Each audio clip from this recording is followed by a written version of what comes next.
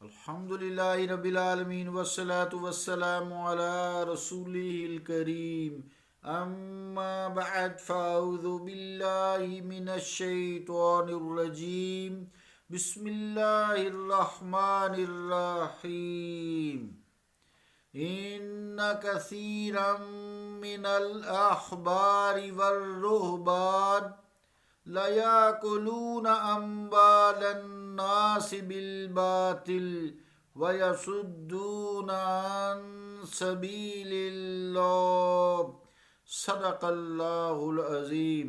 واجب الاحترام سامعین، السلام علیکم ورحمۃ اللہ وبرکاتہ۔ اللہ کا قول سچا ہے۔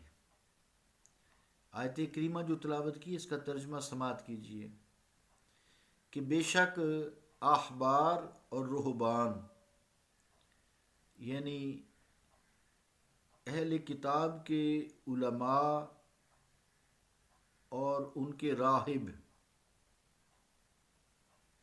لوگوں کا مال باطل طریقے سے کھاتے ہیں اور انہیں اللہ کے راستے سے ہٹا دیتے ہیں۔ یہ قرآن مجید کا ترجمہ ہے، لیکن بات چل رہی تھی پرویزی ہیلے۔ یہ جو غلام احمد پرویز ہے، اس نے اسی آیت کا ترجمہ مطالب الفرقان جلد دوم صفحہ 221 مطبوعہ لاہور، اس میں علماء خیر اور مشائخ کو بدنام کرنے کے لیے اپنے مشن کے مطابق یہ ترجمہ کیا ہے۔ آپ وہ سماعت کیجیے انہی کے الفاظ میں۔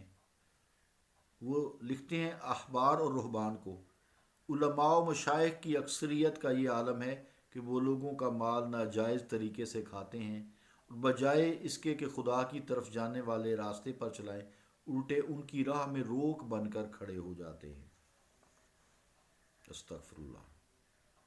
5-7 تفسیریں سامنے رکھیں اور ترجمہ کر ڈالا، نہ لغت دیکھی، نہ الفاظ کے معنی دیکھے، نہ اس پہ غور و فکر کیا،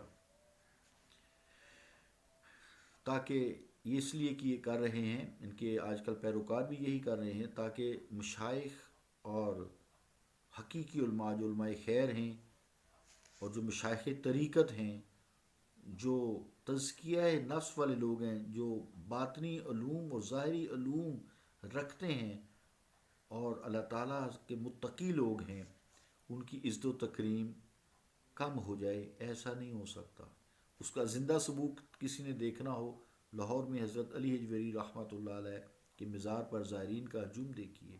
وہ الگ بات ہے، وہاں کچھ کم علم بھی لوگ آتے ہیں، ہم ان کی بات نہیں کرتے۔ جو آپ نے زندگی میں کام کیا، قرآن مجید، احادیث، اللہ کا ذکر، وہ وہیں ہو رہا ہے، درود شریف وہیں ہو رہا ہے۔ جو بندہ زندگی میں اپنا کام کرتا ہے، جس طرح کا کام کرتا ہے، اللہ تعالیٰ مرنے کے بعد بھی جو ہے وہاں وہی انتظام کرتا ہے۔ ساتھ ہی جہانگیر کا مقبرہ ہے لاہور میں، وہاں دیکھیں جو انہوں نے کام کیے وہی ہیں، وہی انہوں نے کچھ بھی نہیں کیا۔ وہاں گھوڑ دوڑے کی ریسیں کے لیے، جوئے کے لیے، وہاں آج کل یہی ہو رہا ہے، چرسیں پی، نشے کی، بھنگ کی، شرابیں پی، وہاں وہی ہوتا ہے۔ جوڑے وہاں آتے ہیں، یہی کام کرتے ہیں، عشق مشوقی کی وہی کی۔ تو حضرت داتا گنج بخش رحمۃ اللہ علیہ المعروف، حضرت داتا گنج بخش حضرت علی حجویری رحمۃ اللہ علیہ، لاہور میں جو کام کیے 24 گھنٹے یہی کام ہو رہا ہے۔ کہیں قرآن مجید پڑھا جا رہا ہے، کہیں کچھ درود شریف پڑھا جا رہا ہے، کہیں نعت شریف پڑھی جا رہی ہے، اللہ کا ذکر ہو رہا ہے، کہیں نوافل ادا ہو رہی ہے۔ مسجد کتنی بڑی ہے، تو زائرین پھر اس جگہ کی زیارت کرنے جاتے ہیں کہ وہ شخص جس نے 36 سال بیٹھ کے یہاں لاہور میں تھڑے پہ بیٹھ کے، ہندو جگہ نہیں دیتے تھے، دین اسلام کی تبلیغ کی اور بغیر لالچ کے کی ہے، دین فروشی نہیں کی۔ تو پرویز صاحب کا اس کے مقابلے میں قبر دیکھیں، اکثریت کو معلوم ہی نہیں ہے کہ وہ ہے کہاں مدفون۔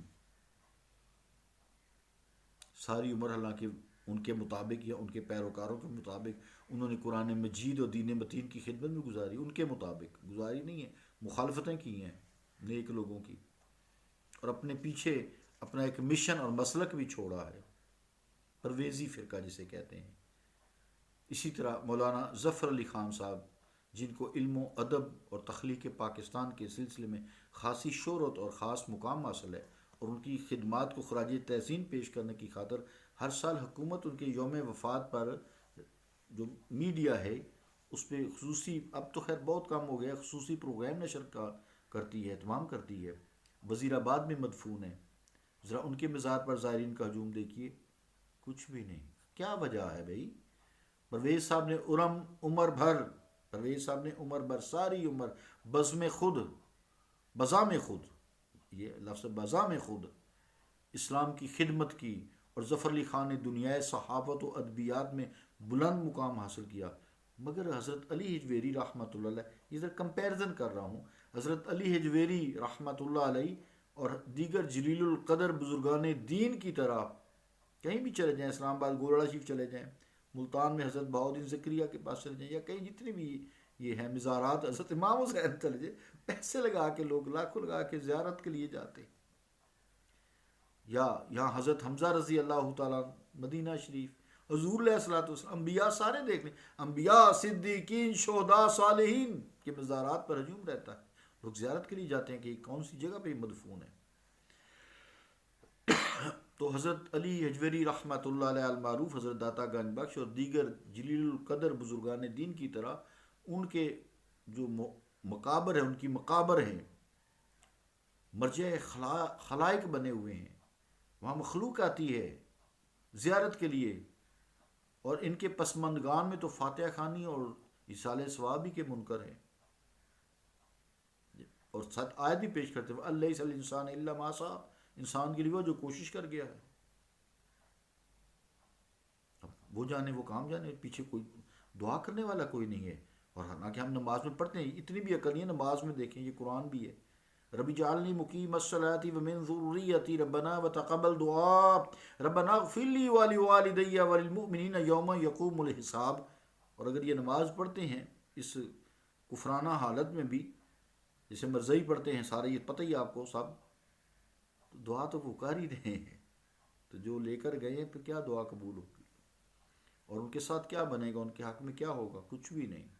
کفار کے لیے جتنی مرضی دعا کر لے قبول نہیں ہے، ان کے لیے کوئی عمل پیچھے سے قبول نہیں ہے۔ تو بہرحال ان کے اس انکار کا ایک خوشگوار پہلو یہ بھی ہے، اس طرح وہ بعض مساروں سے بچ جاتے ہیں، پیسے نہیں لگانے پڑتے۔ آخر کیا وجہ ہے حضرت علی حجویری رحمۃ اللہ علیہ کے مزار پر رات دن بارش انوار ہو رہی ہے؟ اگر دن کو حاضری ہو تو درگاہ کا بڑا دروازہ حضرت سعدی شیرازی کے اس شعر کا مصداق نظر آتا ہے، فتوبہ لبابا کبیت العتیق، فتوبہ لباب کبیت العتیق حوالیہ من کل فج عمیق۔ ترجمہ کیا؟ اس دروازے کا کیا کہنا ہے جسے دیکھنے سے افق ذہن پر بیت اللہ شریف کی حرمت و عزت کے آثار طلوع ہونے لگ جاتے ہیں، اور زائرین دور دراز سے راستے طے کر کے جس کے گرد جمع ہوتے رہتے ہیں۔ اللہ تعالیٰ سمجھ عطا فرمائے۔ صلی اللہ تعالیٰ علی رسول خیر خلقہ محمد وعلی آلہ وصحبہ اجمعین برحمتک یا ارحم الراحمین۔